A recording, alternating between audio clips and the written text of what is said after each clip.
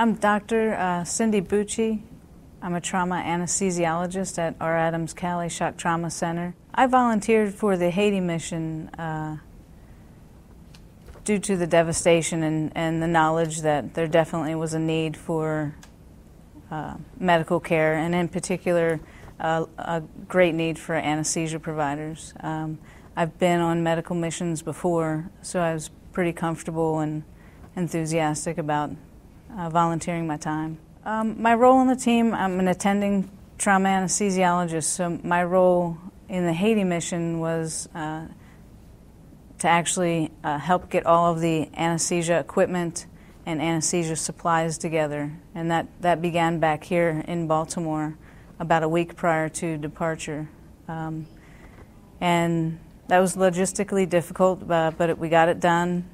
Just getting supplies and not knowing what we were getting into once we got on the ground in Haiti. It took a lot of time, a lot of man hours from multiple people, multiple departments, just getting pharmaceuticals ready, pain management, antibiotics, anesthetics, and trying to determine, without knowing what equipment was at the hospital in Haiti, just getting the equipment ready to give at least 100 anesthetics. So we did that. That was all in Baltimore pre-deployment.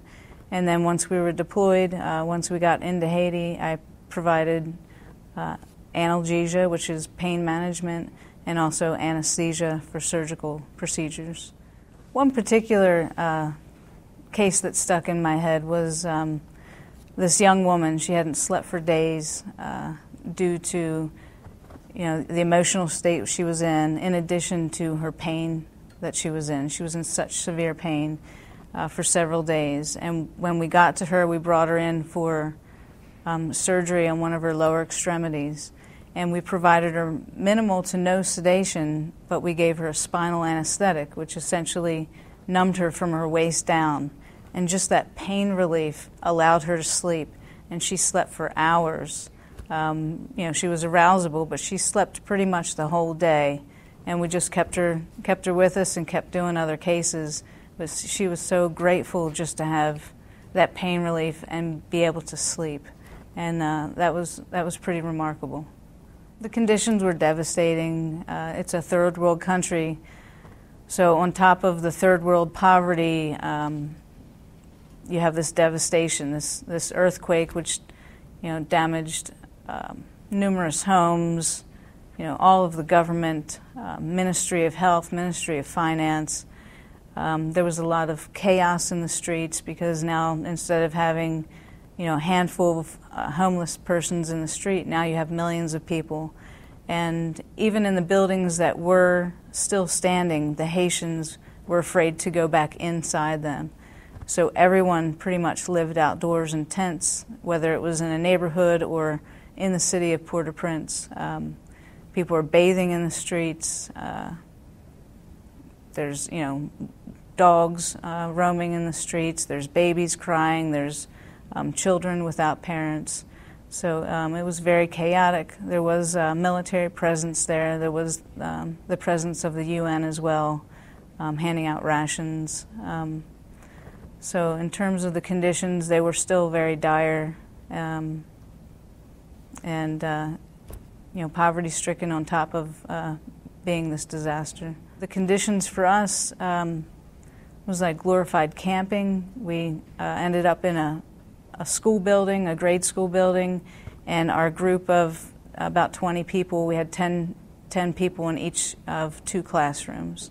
The first grade classroom and the 6th grade classroom, and we all slept in tents or mosquito netting inside those classrooms.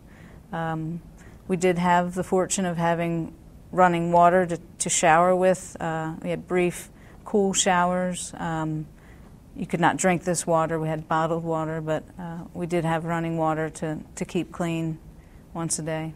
The biggest memory that sticks with me is how the Haitian people are so resilient. They're very strong. I can't imagine this disaster happening here at home. The Haitian people, after this devastation, they still tried to keep clean. You know, you'd have 1 million people in the city, but half of those people had brooms and were sweeping the streets, and they tried to keep clean and keep clean clothes on, and they would smile in the midst of all the rubble. The other big impression was in the hospital itself, where we were stationed to work. 70% of that hospital was destroyed in the earthquake, and there were colleagues and patients in that hospital that collapsed, and their bodies were still there, and you still had Haitian people coming to work next to their deceased colleagues. So it was pretty remarkable in that regard. In terms of the services we provided, again, it was the pain relief, it was the touching of the patient, you know, just putting a hand on their shoulder. I brought juice boxes down, a couple crates of juice boxes to hand out post-op to the children, and just a juice box that would go around and they'd share with their family. It was pretty remarkable, very, very heart-touching.